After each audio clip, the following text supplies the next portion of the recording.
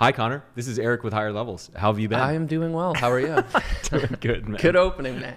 Super deep dive into cold calling today. I know you guys are used to me talking about my frameworks on my channel. I have some very specific takes that I think are unique to me, but I wanted to bring on someone who's had a lot of success, not just at one company, but variety of different companies over the course of 5 years in tech sales, successful enterprise AE. And I think it's always good to get a unique perspective, and there's always little nuggets you can take from hopefully my frameworks, but also Eric, your frameworks as well. But before I start, gassing you up too much, so let's hear from you. And no, for sure. I think, for those of you that have watched Connor's channel, I think he does an awesome job laying out like a very repeatable framework. And I'm definitely going to talk to things. And my goal is for you by the end of this video to be able to take something and literally implement it today. So I am going to break it down.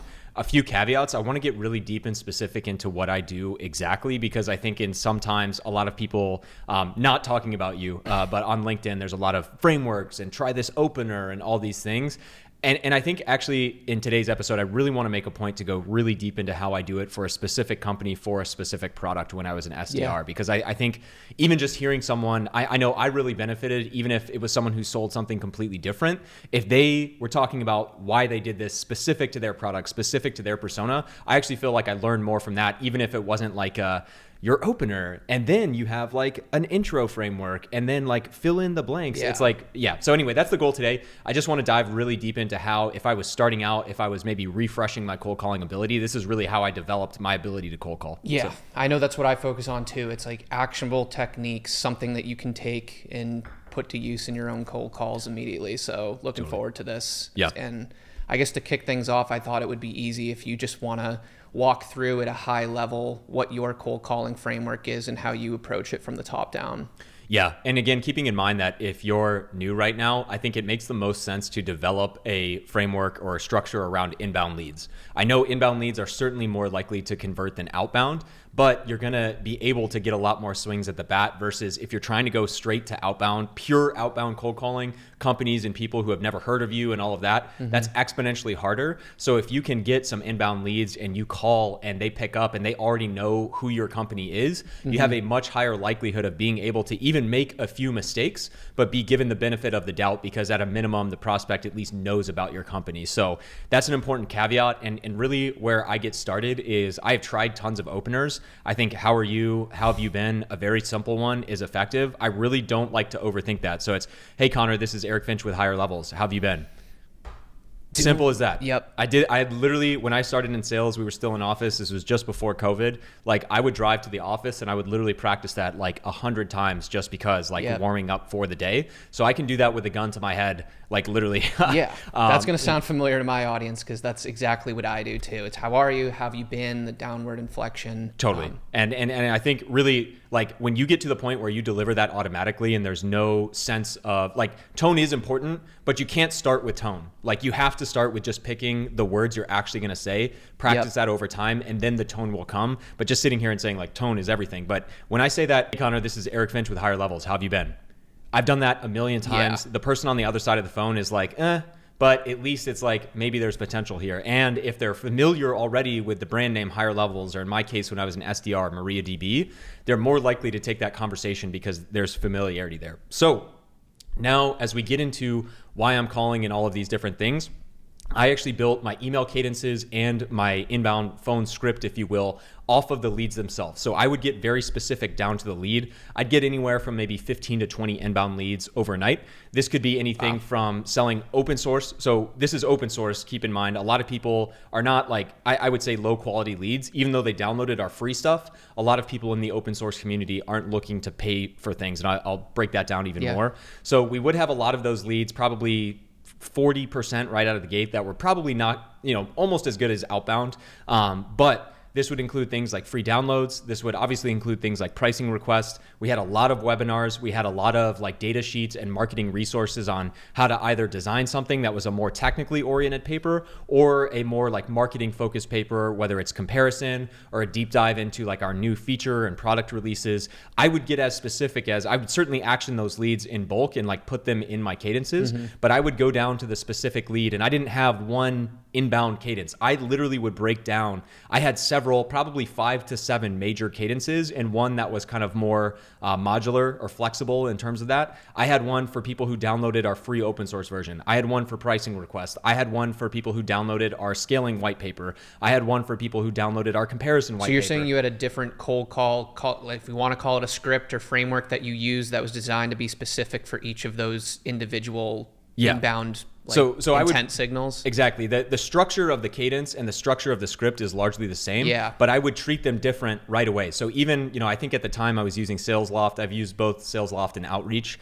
I had, if you have actual cadences in there, I had 5 to 7 very distinct ones that the structure was the exact same in terms of call, email day 1, call day 1. Email day 3, call day 3, stuff like that. But I would actually have preloaded documentation and emails for each of those different leads. Because for instance, if someone is downloading the open source free version, it makes a lot of sense in maybe email 2, 3, or 4 to have like linked guides to getting started or common use cases or all of these different things. Someone who downloaded a marketing comparison white paper, I'm going to have my 2nd, 3rd, 4th email that's talking more to features they may not be aware of that are super valuable, case studies of companies that have switched from something in that marketing white paper. And that stuff is automatic, ready to go, because the first 2-3 months I was an SDR, I was like looking at the lead, like, okay, they downloaded the white paper, then I would type it again, and I realized, like, what am I doing? I need to systematize this and not quite copy paste, but basically get 90% of a reusable template that's hyper specific to them. So anyway, I don't want to get too far down the emails. I know this is cold call oriented, but I took that exact same mentality and approach to the cold calls themselves. So when I'm cold calling someone and it's like, hey, Connor, this is Eric Finch with MariaDB. How have you been? Doing well. How are you? I'm doing good. And I'm the new point of contact for our users in Texas and saw that you downloaded our open source server. Just a courtesy call to see what you were hoping to build and if you've used MariaDB in the past, right? There's different ways I could ask that question, but I would try to start a conversation that way. And again, I know there's people who say, don't ask open-ended questions. I know you're a big proponent for selling time and getting to the meeting right away.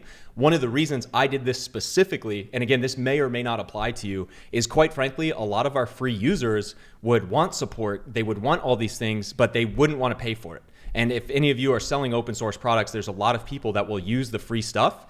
And if they're just like, oh, I'm just poking around, X, Y, and Z, you can ask a few questions and it may just be someone who's literally a hobbyist just doing something for free. Yeah. But the flip side is they may say, hey, yeah, actually our manager tasked me with looking at a few different databases.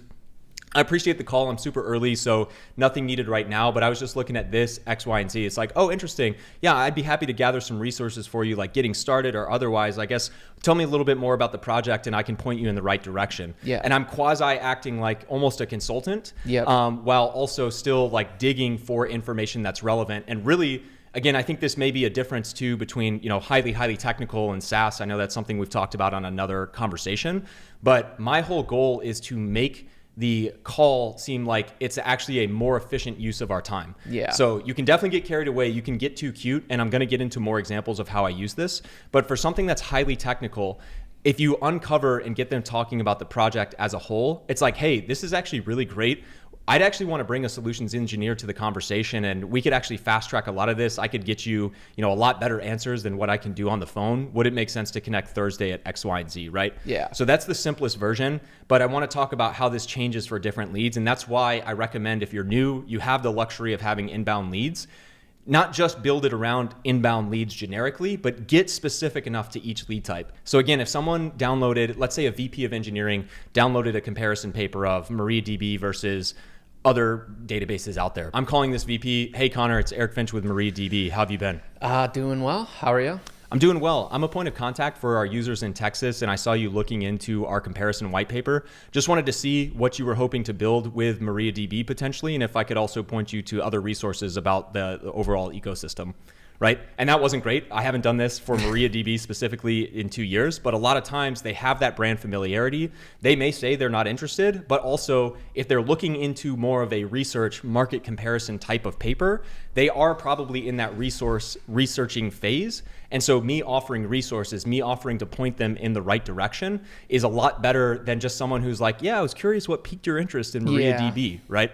But I don't know if you have any thought. I feel like I've talked well. No, I agree with a lot of that. And I think there's a lot of similarities between the framework I teach. I just come from a background where I didn't get many inbound leads. I was mostly focused on outbound. So I know you mentioned like I don't preach open-ended questions early on the cold call. I think that can change with an inbound lead when they've actually interacted with your content in some capacity. You know they've already shown interest in they probably filled out their email in something, and they shouldn't be shocked that they're receiving a call. Where I talk a lot about like pure, you are totally interrupting someone's day, and that's all you know about them. And that's a great point. And I would add, maybe recapping, because I do feel like I've talked a lot. Really, what this accomplishes a few things. So the intro. Hey, say your full name, by the way. That's another data-driven insight, that when you say your full name. Yeah, I say my full name always. Yeah, people always take you more serious. So, hey, this is first name, last name at company. How have you been? How are you? Whatever it might be. You're going to get people that hang up. There's nothing you could have done. No salesperson in the world is going to take your call if they hang up on you right there. Yeah. Then from there, it's a call to action around, or just making them remembering and jogging their memory around what they did. Did they download something for free? Did they look at a webinar or white paper? Again, you're reducing the barrier of friction. And in their mind, they're not saying, get away from me. It almost, like, at a minimum, it's like, okay, I guess this makes sense why they're calling. I didn't want this call, but yeah. And actually, now that you're here, X, Y, and Z, right? So that's where I'm kind of going with the framework. And also, we can talk more about it. And also, we watch the comments. So if you want to ask us how to structure your first question or things of that nature, you can. But the beauty of this, when you really focus on each inbound lead type, is you can also very much anticipate objections over time. So for instance, someone who's downloading a white paper is probably more research phase and less serious about what they're doing. So you can anticipate, hey, just doing some research super early, really no need for a call right now. And yeah, maybe they're brushing you off and you keep them posted via email, but that's a very common objection, probably over 50% of the time. So it's like, hey, I understand, and there's no expectation here whatsoever. I actually do this for anyone that is kind of new to the MariaDB ecosystem, just trying to get a sense for if there's anything I can help with as you're researching or comparisons. I do work with a lot of users in your space. And that's an easy way I can take that in a repeatable way. I can anticipate that objection. And to your point where you're talking about ending on that downward inflection, when I say that, it might jog their memory. They may still say, hey, go, pound sand, like leave me alone. That's you're never getting away from that. Yeah. But at the same time, you've still identified, and we're getting deeper outside the scope of this video, when a prospect gives me that and says, hey, not interested right now, but they're not totally like, F you, get off the phone, that's someone I'm going to drip with different material. And I have an automated cadence where every 2-3 weeks, I'm going to drip them with other stuff, see if they engage with it at all, and then give them a courtesy call 3 to 6 weeks later and say, hey, just wanted to reach back out. I know you were researching earlier, last month. Just wanted to see how things are at and if there's anything I can help with. And again, that doesn't take into account how you tier that compared to other leads. I don't want to blow this wide open, but this is the stuff that people aren't systematizing and thinking about enough. And then the last thing I'd say, to your point of doing the cold outbound, does that include when you're at Oracle, like going into the database of leads, maybe drumming up old leads that haven't been active in 6-12 months, things of that nature? Yeah, so that is something we do. We don't get the inbound leads necessarily who filled out a chat bot and was like, hey, I want to talk more about this. There's different teams for that, but there are warm leads that have maybe engaged in the past where I do have a little more context when I'm reaching out. Yeah. Sure. And so that's why I recommend when you work with the inbound leads, is that now you're in a position to actually, that would be the next phase of leads before pure outbound that I'm going after. So for instance, I might run a report in Salesforce and find people that 6 to 12 months ago downloaded a free trial and have been pretty quiet, or they requested pricing 6 to 12 months ago. Certainly close lost opportunities, that's something we talk about. Yeah. But even people who downloaded, there was a white paper in particular at our company called the HA, or High Availability White Paper. It spoke to a lot of features that were scaling. And I found when I called people and specifically asked them about this problem and why they downloaded the paper, they were much more likely to be in a bit of a sensitive situation where they were looking at this because their database was not scaling with their needs and they needed to scale their database. Yeah. So when you get down to this granular level of problems, like I mentioned, if someone told me on a comparison white paper, like, hey, I'm just researching, not really interested, of course, I'm going to stay with the objection. I'm going to see if I can't, find something there to either follow up or set up a meeting. But I found over time, the people who were downloading the HA white paper, I would call them, and even if they brushed me off, it's like, hey, totally get that. I know you're kind of in the thick of research right now. That's actually why I called. I work with users that are trying to scale their database and just wanted to see, usually when I speak with people that are looking into our scaling capabilities, there's a lot of information that I can streamline and simplify. So I guess I'm just curious, like what specifically would you be trying to scale? Or is your database not working? There's tons of different questions based on the research that I'm doing. More targeted question based on what you know about them, yeah. And so again, I'm not going to make this sound like a one size fits all, but again, this goes back to at the end of the day, when you treat each lead and different types of leads like their individual person and individual use case, it's that extra 10% in terms of overcoming objections, right? Because I think the average SDR right now could listen to this and say, oh, that's pretty simple. Like you say, how have you been? They say, exactly, yeah. And then I'm like, hey, you downloaded the free white paper or you downloaded the free server. Like, what are you trying to build? And they're like, not interested. And it's like, no, that's all right. Like, I'm a point of contact for new users, just reaching out. Like, that's not the point. That's what the average person is doing. When you get hyper specific on the lead type, your ability to handle objections and be even more specific really helps. So instead of, again, saying like, oh, I know you downloaded the free server and you're just getting started, like, no worries, this is just a courtesy call, you can actually change that. And because you're calling the last 7 people that have downloaded the free server, you're handling the objection is not that generic response. It's, hey, I get that. That's actually why I called. A lot of new users are overwhelmed by all the information. I know, a lot of common users are trying to do X, Y, and Z. So I can really fast track that if there's any specific use case you had in mind, right? Yep. So these are the very, very nuanced 5 to 10% things that, again, you might get hung up on, you might get told to F off, but it's getting you those extra 1 to 2 meetings a month, the extra, 3 to 5 opportunities over the course of the quarter that really make the difference between you hitting 80% and 150 plus. So, yeah.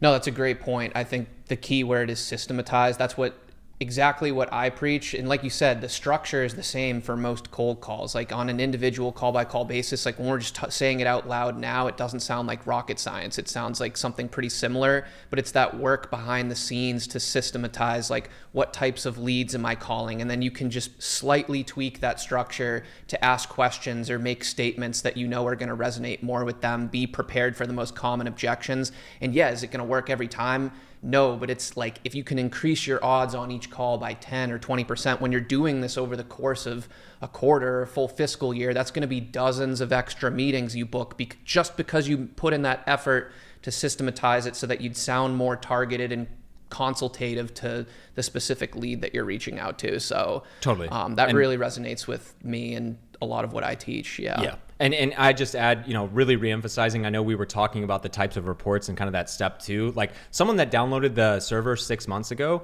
they may still be using it for free. They may have grown their usage. So that's kind of the next tier before pure outbound where I'm calling and, hey, Connor, it's Eric Finch with MariaDB. How have you been? Good. How are you? Hey, I saw you downloaded our free server 6 months ago, and I'm the designated point of contact for our users in Texas. So I wanted to check in and see how your usage has gone and if there's anything we can help with here at MariaDB, right? Non-salesy question. Again, this may or may not work as you get further and further away from inbound leads that interacted with your website yesterday or today. Like, of course, it's going to be less likely that they warm up to the idea of a call, but I would strike up conversations. Oftentimes too, for instance, I would have engineers that weren't willing to take a call. They would say, hey, actually, yeah, we've been using it. We actually know what we're doing. This is really good. They would still have a conversation with me. I'd be like, oh, that's great to hear. Everything's going well. Sounds like you're in a good place. I guess long-term, what's the vision? Like, what are you guys building? Yeah. Right? I would extract information, even if they didn't want to take a call. Now I can, prospect into a manager, prospect into a VP. I can actually pull in that company now and say, interesting. This guy at Toshiba is using the free database. Let me see if other engineers at the company have downloaded the database. Now I can use the data within our company to get really hyper specific. But instead of saying, hey, we need to break into Toshiba and starting at square one, I can actually very quickly test and try and break into these accounts by just using the data available to me. Yep. And once I get a bite, once I get at least just a whiff of blood, if you will, I don't want to get too macho, whatever, but once you get that, now it's a signal, okay, now I can invest a lot of my time trying to break into Toshiba versus just chasing logos randomly and throwing, Salesforce in a bunch of Salesforce people in your system just because your boss wants to break into a Fortune 100 company this quarter, and that's like a Target or a BHAG, whatever it might be. So then really from there, and stop me too if I can clarify anything or iterate, it's like now as we get to outbound, it's instead of I'm still thinking of it in the sense of what is a trigger that makes this cold call make the most sense, if you follow. Yeah. So it's not like, hey, I wanted to reach out and explore your challenges around using databases, right? Like, that's a horrible question. Nobody's going to take that. A very common one for me that I would look for, especially in the technical world, is when they're hiring for engineers and they specifically in their job requirements are looking for experience with, in our case, MariaDB or MySQL databases. That's a very common trigger. It's like, hey, I saw you're adding 3 headcount, right? That is kind of, instead of saying I saw you downloaded the free server, it's like I saw you guys are hiring for 3 DBAs that use MariaDB, and I would actually come in and be a little bit apathetic. So again, I'll pause because I'm all over the place here. Let's reset. An outbound lead as an example. I find that Toshiba is hiring 3 engineers that need MariaDB or MySQL experience.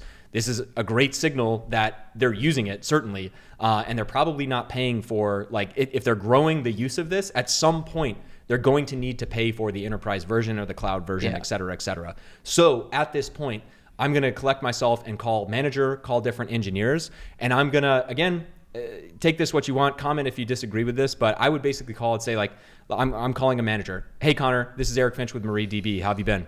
I've been good. How are you? Hey, I'm actually calling about the job opening you had for a DBA with MariaDB skill set. I'm actually the point of contact for our users in Texas here at MariaDB, and I didn't realize Toshiba was using MariaDB in the first place. Just wanted to check in and see how the use of it has gone and if there's anyone in our network we could connect you to that is a MariaDB user. Again, take any bit and piece of that you want. I don't know that I would use that pending the situation, but I'm making it make a lot of sense. And even they might even be a little bit confused, but now they're taking it like, oh, I didn't even know I had a point of contact. I like how it almost MariaDB. sounded like you were calling them on the spot too. Like, I just saw that, and like first thing you did was give them a call, even though it was probably pre-calculated. Like, I liked the tonality and Totally. structure you used there. Well, and also when you keep in mind, again, I'm not trying to impersonate or outright lie to them by any means, but even the simple verbiage of I'm calling about the job, the engineering job opening that you just posted, it almost gets them like, oh, interesting. Like, is this an engineer that's trying to contact me? Is this someone that's actually applying to the job? Yeah. And it gets them thinking about all the reasons they're hiring for that. So I don't want to overplay that. That's not like some psychological tactic, but I just think over time, a lot of people ask questions or get the conversation going. But I really do think you can't start here. You've got to try, you've got to fail, you've got to learn and treat each lead like their own. But as you get more specific into it, it's those little 10% verbiage changes. It's those little ways that you can try and make the phone call make a little bit more sense. So they're anti-sales and knee-jerk reaction. Like, I still hate when salespeople call me for the most part. Yeah. So it's like, how can you lower that friction? How can you lower that barrier to entry and make them think, if I spend 2 minutes on the phone, the worst case is this isn't a fit, but I'm not going to be like pissed off and have to brush this guy off, like say no 3 times before they hang up. Yeah, exactly. So, yeah. No, I like it. I think the anti-friction comment I really resonate with. It's just getting them to drop that guard, and you want the call to sound more natural, not to backpedal, but like I said, I don't get inbound leads necessarily, but I do sometimes in my territory, people download white papers and things like that.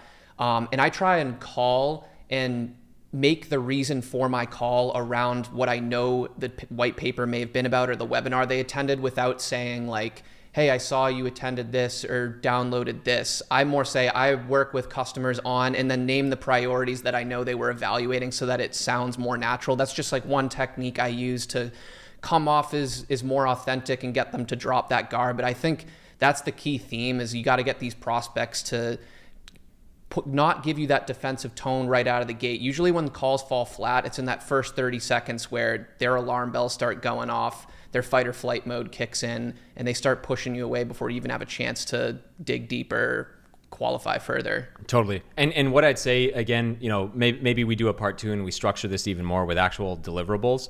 But again, this all comes together when you design your cadence around these specific leads. So for instance, let's say I talk to an open source user that ultimately didn't want to agree to a meeting. However, I've already got that cadence with 4 or 5 emails over the course of 2-3 weeks set up for them. I'm going to go in and grab some of those resources and say, hey, Connor, great catching up with you today. Good luck as you get started. Just for your reference, here's some common, things that our new users use while they get going. Let me know if you have any questions along the way. And I might, hit them up in 2-3 weeks. I'll just throw a simple reminder on my calendar, but at least I'm starting to build like a few connections and possible people who at least know who I am.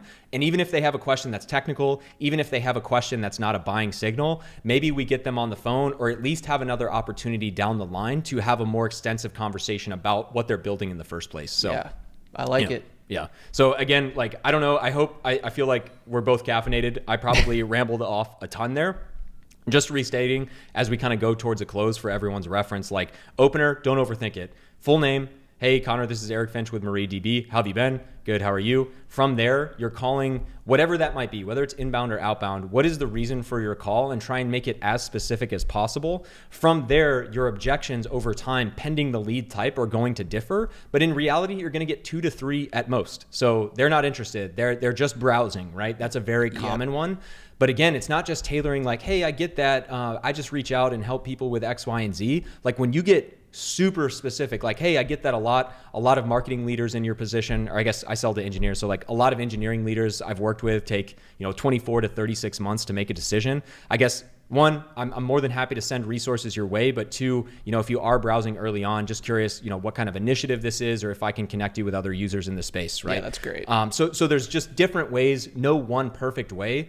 But I think when you actually put that much attention to detail to each lead, this stuff becomes automatic. Like I genuinely haven't made a cold call. I haven't worked at MariaDB in like 3 years, and I can still do this stuff pretty automatically because that stretch of my career, obviously as an SDR, was when I was making 30, 50, 60 dials a day, no problem. And I still remember that like the back of my hand because when I was driving to the office, when I was coming home, when I was cooling down from a run, I was practicing these things again and again, and it just becomes second nature if you really commit yourself to it. So hopefully going down that specific of an example, I fully acknowledge if you sell something different than a database or you don't sell open source, you might be sitting here like, what the fuck just happened? But hopefully you get something from that. I'm more than happy to do a part 2 and dive into it. But yeah, I think you notice how I didn't even talk about script or even how to ask for the meeting, because I think that's something that so many people don't even get on is the organization. And I know you preach this as well, just organizing your territory, organizing your leads in the first place. That I feel like is going to carry you so much further.